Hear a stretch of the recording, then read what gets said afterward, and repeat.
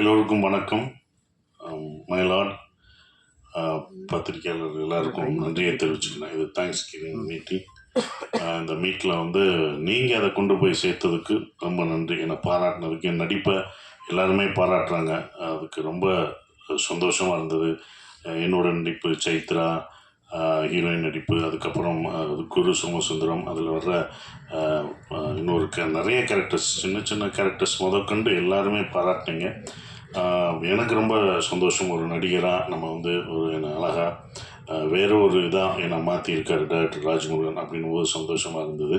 அப்புறம் இந்த படம் எப்படி போகிறது அப்படின்றது இப்போ எனக்கு ரொம்ப சந்தோஷமாக இருந்தது. ப்ரொடியூசர் வந்து இவ்வளோ ஒரு வார்த்தைகள் சொல்கிறது வந்து ராஜ்முருகன் வந்து கொடுத்து வச்சுருக்கணும். இப்படி ஒரு ப்ரொடியூசர் நீங்கள் கிடைக்கிறதுக்கு. ஏன்னா ஒரு ப்ரொடியூசர் வந்து இது வெற்றி சார், நீங்கள் ஒன்றும் இது பண்ணாதீங்கன்னு சொல்கிற அந்த தைரியம் இருக்குது பார்த்தீங்களா, அதை தான் அவர்கிட்ட பாராட்டணும். என்றைக்கும் வந்து நான் ஏன் இறங்கி இந்த படத்துக்கு ப்ரொமோஷன் எல்லா ஊருக்கும் போனேன்னா, ஒரு நல்ல இயக்குனரும் ஒரு நல்ல ப்ரொடியூசரும் தோற்றுடக்கூடாது என்றைக்கும். அது அவங்க என்றைக்கும் ஜெயிக்கணும் அப்படின்ற ஒரு விஷயம் தான். ஃபஸ்ட் டே கலெக்ஷனை பார்த்துட்டு எல்லாருமே பயந்துட்டாங்க கொஞ்சம், என்னடா அப்படின்ற ஒரு விஷயம்.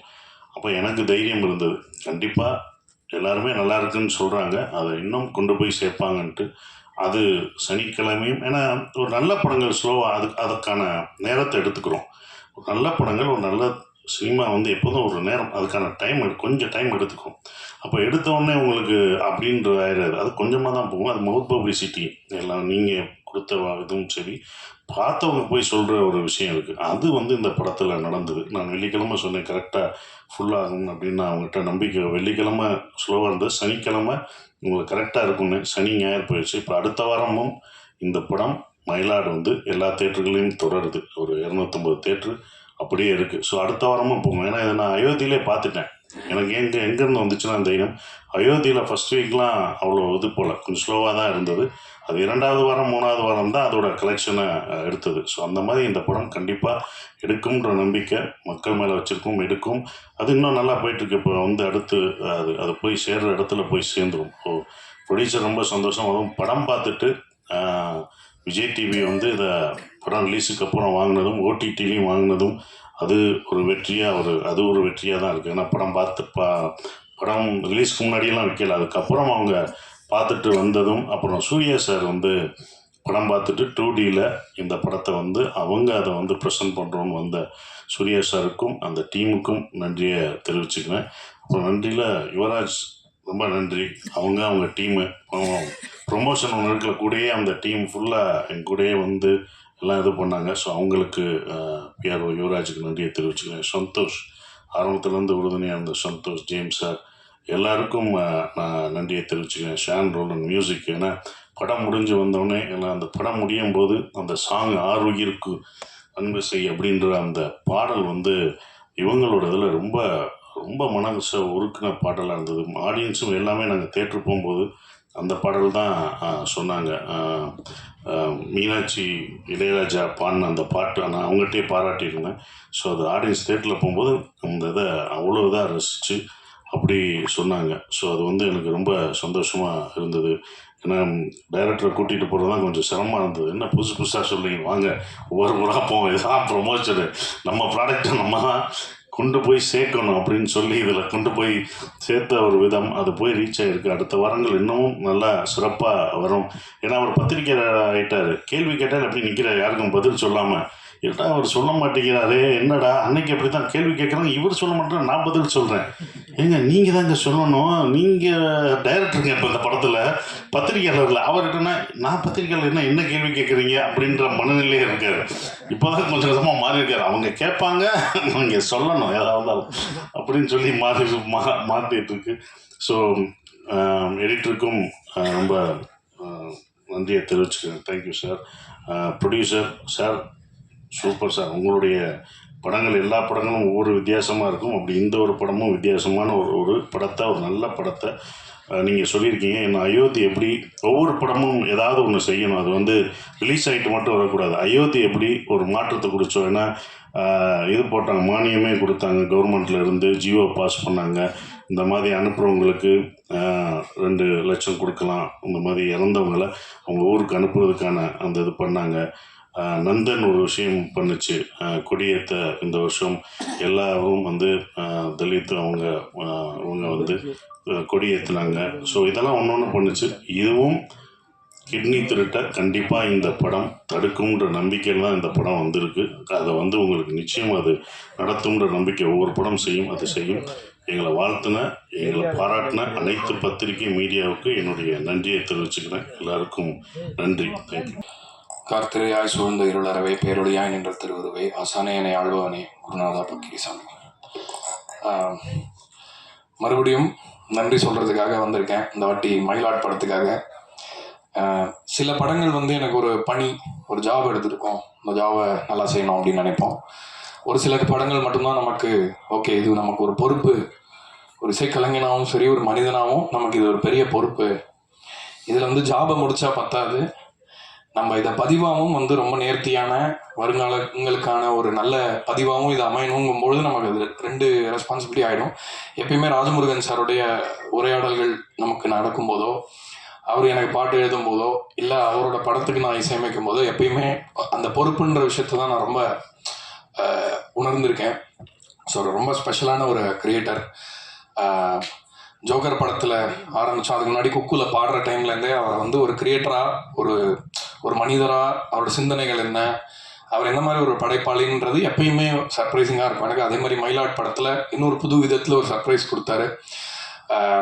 அதாவது அவருக்கே உரித்தான அந்த பொலிட்டிக்கல் சட்டையரை வந்து ரொம்ப ஒரு ஜனரஞ்சகமாக எல்லாரும் ரசிக்கும்படியாக அவர் கொடுத்தது வந்து எனக்கு ரொம்ப சர்ப்ரைசிங்காக இருந்தது. அவர் இத்தனை வருஷமாக பார்க்குற ஒரு ஃப்ரெண்டாக, ஒரு பிரதராக எனக்கு ரொம்ப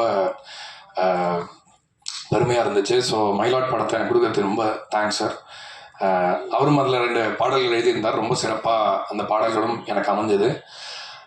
அதே மாதிரி சசி சாருக்கும் இது ரொம்ப தொடர்ச்சியாக, அதாவது டூரிஸ்ட் ஃபேமிலிக்கு அப்புறம் இந்த படம் திரும்ப அவரோட சேர்ந்து ஒரு வெற்றியில் பங்கேற்கிறதுன்றது ரொம்ப ஸ்பெஷலான ஒரு தருணமாக உணர்றேன். அப்புறம் அம்பேத் சார், நிறைய நாங்கள் நேரில் மீட் பண்ணி பேசினதை விட ஃபோனில் பேசினது தான் அதிகம். ஸோ இந்த படம் பண்ணுறதுக்கு முன்னாடி அவர்கிட்ட நடந்த அந்த உரையாடலை தான் நான் இப்போ எனக்கு நினைவுக்கு வருது. ஏன்னா இந்த படம் வந்து ஒரு சமூகத்துக்கு நல்ல ஒரு விஷயத்த செய்யக்கூடிய படம். இதை வந்து நான் நின்று பண்ணுறேன் அப்படின்னு சொல்லி அவர் எடுத்த இந்த முயற்சி இன்னைக்கு வெற்றி அப்படின்ற ஒரு புள்ளியில் வந்து நின்னதுக்கு ரொம்ப ரொம்ப அவருக்கு நன்றி சொல்லிக்கிறேன். போன ஃபங்க்ஷன்லேயே விட்டுட்டேன் சத்யராஜ் அவர்களை பற்றி பேசுறதுக்கு. அவர் வந்து ரொம்ப ஒரு சென்சிபிளான எடிட்டர். முதல்ல படத்தை அவர் கட் பண்ணி பார்த்தபோது அவரோட ஸ்டுடியோவில் தான் பார்த்தோம், அவரோட எடிட் ஸ்வீட்டில் தான். அண்ட் அவ்வளோ நிறைய நல்ல படங்களும் பண்ணியிருக்காரு. தொடர்ச்சியாக இன்னும் வந்து ஒரு கல்ட் ஃபிலிம்ஸ் நிறையா பண்ணிகிட்ருக்காரு. ஸோ அதில் மயிலாடும் கண்டிப்பாக ஒரு மைல்கல்லாக இருக்கும் அப்படின்னு நினைக்கிறேன் அவரை பொறுத்த வரைக்கும். அண்ட் ரொம்ப ரொம்ப had fun working with Sathyaraj. In fact எனக்கு மியூசிக்கலாக சில இன்புட்லாம் கொடுத்தாரு. இந்த மாதிரி படத்தில் நாங்கள் மியூசிக் முடிச்சுட்டு பார்க்கும்போது இந்த இடத்துல இப்படி இருந்தால் நல்லாயிருக்கும் அப்படின்ற மாதிரி. எடிட்டர்ஸ் பொதுவாகவே அவங்களுக்கு அந்த ஒரு பாயிண்ட் ஆஃப் வியூ சூப்பராக இருக்கும். என் எடிட் டேபிளில் சம்டைம்ஸ் வென் ஸ்டோரிஸ் ஹேப்பன் அவங்களால அந்த ஒரு விஷயத்த வந்து பல்ஸ் பிடிச்சி பார்த்துட முடியும். ஸோ மயிலாடில் வந்து டைட்டில் மியூசிக் வந்து நான் வேறு மாதிரி பண்ணியிருந்தேன் முதல்ல. அது வந்து அவர் தான் வந்து அதுக்கு ஒரு இன்ட்ரெஸ்டிங்கான ஒரு ஐடியா கொடுத்து அதுக்கப்புறம் எனக்கு அந்த ஐடியா மாறி இந்த மாதிரி பண்ணோம். ஒன்ஸ் அகெயின் இந்த மாதிரி படங்கள் ஜெயிக்கிறதுக்கு எல்லாரும் நாங்கள் எவ்வளோ உழைச்சாலும் எவ்வளோ வேலை பண்ணாலும் எல்லாத்துக்கும் மேலே நீங்கள் கொடுக்கறது தான் பாஸ் எங்களுக்கு. ஸோ ப்ரெஸ் அண்ட் மீடியா எல்லாரும் பார்த்துட்டு இந்த படம் வந்து ரொம்ப சிறந்த படம்.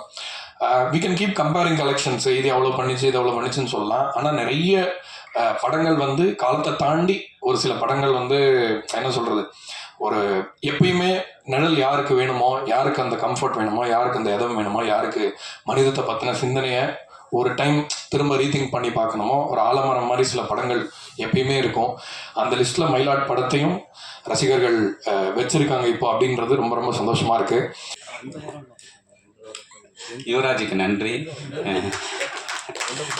எல்லாருக்கும் வணக்கம். ரொம்ப இவ்வளோ பேர் இந்த நேரத்தில் வந்து உங்களுடைய நேரத்தை இங்கே செலவு பண்ணதுக்காக முதல்ல நன்றி. இந்த படத்தை வந்து சரியாக புரிஞ்சுக்கிட்டதுக்கும் இதை பற்றின இந்த படம் ஏற்படுத்திய பாதிப்புகள் பற்றி தொடர்ந்து எங்கிட்ட ஷேர் பண்ணிக்கிட்டதுக்கும் ரொம்ப நன்றி. இந்த படம் வந்து மயிலாட ஆரம்பிக்கிறதுக்கு முதல் காரணமாக இருந்த அம்பேத் சாருக்கு ரொம்ப இந்த நேரத்தில் நான் நன்றி தெரிவிச்சுக்கிறேன். இந்த படத்தை கேட்ட நொடியிலிருந்து இப்போ வரைக்கும் உறுதுணையாக இருந்து இதை தன் தோளில் தூக்கி சுமந்து இன்று வரைக்கும் அந்த நம்பிக்கையோடையே இருந்து கொண்டிருக்கிற சசிகுமார் சாருக்கும் ஒரு நடிகராகவும் சரி, ஒரு மனிதராகவும் சரி, ஒரு நண்பராகவும் சரி, ஒரு பெரிய உறுதுணை அவருடைய இது. ஸோ அந்த நேரத்தில் அவருக்கு வந்து ஒரு பெரிய நன்றி சொல்லிக்கிறேன். ஷானும் அதே மாதிரி தொடர்ந்து வந்து நிறைய விஷயங்களை ஒரு வாத்தியார் மாதிரி ஷேர் பண்ணிக்கிட்டே இருக்கிற ஷானுக்கு இந்த தொடர்ந்து எனக்கான இசையை கொடுத்து கொண்டிருக்கிற அவருக்கு நன்றி. எடிட்டர் சத்யராஜ், நீரவ் ஷாரு, இந்த படத்தில் வேலை பார்த்த அத்தனை பேருக்கும் நன்றி தெரிவிச்சுக்கிறேன்.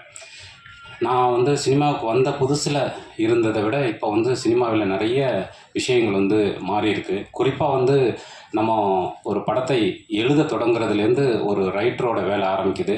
அதுக்கப்புறம் அதை ஷூட் பண்ணும்போது ஒரு டைரக்டருடைய ஒர்க்கு இருக்குது. அதுக்கப்புறம் அதை ரிலீஸ் பண்ணும்போது நமக்கு ஏற்படக்கூடிய போஸ்ட் ப்ரொடக்ஷன் வேலை அப்படின்னு சொல்லிட்டு. பட் இன்றைக்கி வந்து அந்த படம் ரிலீஸ் ஆகி அது ப்ரொமோஷன் வரைக்கும் நிறைய விஷயங்களை வந்து நம்ம கவனிக்க வேண்டியிருக்கு. இன்றைக்கி வந்து ஒரு ரைட்டிங்க்கு எவ்வளவு கஷ்டப்படுறோமோ, ஒரு ஃபிலிம் மேக்கிங்க்கு எவ்வளோ கஷ்டப்படுறோமோ, ஐ மீன் அதை ப்ரொசீட் பண்ணுறதுக்கு என்ன மாதிரியான உழைப்பை போடுறோமோ, அதே உழைப்பை வந்து ப்ரொமோஷனுக்கும் போட வேண்டியிருக்கு. இந்த சினிமா வந்து நான் பார்த்ததுலேருந்து, நான் வந்து பொதுவாக ப்ரொமோஷனுக்கே போக மாட்டேன், நான் இன்டர்வியூஸ்க்கு போக மாட்டேன். நான் அடிப்படையிலே ஒரு ஜேர்னலிஸ்ட்டாக இருந்ததுனால அந்த விஷயங்களில் எனக்கு அதிக ஆர்வம் கிடையாது. பட் இப்போ வந்து அது ஒரு பெரிய டாஸ்காக இருக்குது. நம்ம எப்படி வந்து ஒரு ஃபிலிமுக்கு வந்து ஒர்க் பண்ணுறோமோ, அதே ஒர்க்கை, அதே ஸ்க்ரீன் பிளேவை ப்ரொமோஷனுக்கும் பண்ண வேண்டிய ஒரு சூழல் வந்து இன்றைக்கி உருவாயிருக்கு. ஸோ அது வந்து நல்லது கெட்டதுங்கிறதெல்லாம் தாண்டி அதை வந்து நம்ம இந்த உலகம் மாறிக்கிட்டே இருக்குங்கிறத நம்மளும் கருத்தில் எடுத்துக்க வேண்டியிருக்கு. ஸோ அதுக்கும் ஒரு தீவிரமான வேலை பார்க்க வேண்டிய ஒரு சூழல் உருவாகிருக்கு. நாம் எதை பற்றி படத்தில் பேசினாலும் அந்த படத்தை எடுத்துகிட்டு போய் ஆடியன்ஸ்கிட்ட சேர்க்கறதுக்கு ஒரு பெரிய ஒர்க் பண்ண வேண்டியிருக்கு. ஸோ அந்த இடத்துல உறுதுணையாக இருக்கிறது ஊடகங்களாகிய நீங்கள் தான். ஸோ அதனால் உங்களுடைய பாசிட்டிவான ஒரு அப்ரோச்சு, பாசிட்டிவான வார்த்தைகள், அது எப்போவுமே என் கூடவே இருந்துக்கிட்டே இருக்குது. அதற்கு ரொம்ப நன்றி. மயிலாடுதுறைக்கு கிடைத்த அத்தனை வார்த்தைகளுக்கும் என்னுடைய சார்பாகவும் இந்த படைப்பின் சார்பாகவும் நன்றியை தெரிவிச்சுக்கிறேன். இந்த படைப்பில் எப்போவுமே கூடவே இருந்த ஜேம்ஸ் சாரு, சந்தோஷ் சாரு, அப்புறம் இந்த படம் உருவாவதற்கு உறுதுணையாக இருந்த இரா சரவணன் உட்பட அத்தனை நண்பர்களுக்கும் நன்றியை தெரிவிச்சுக்கிறேன். Thank you very much.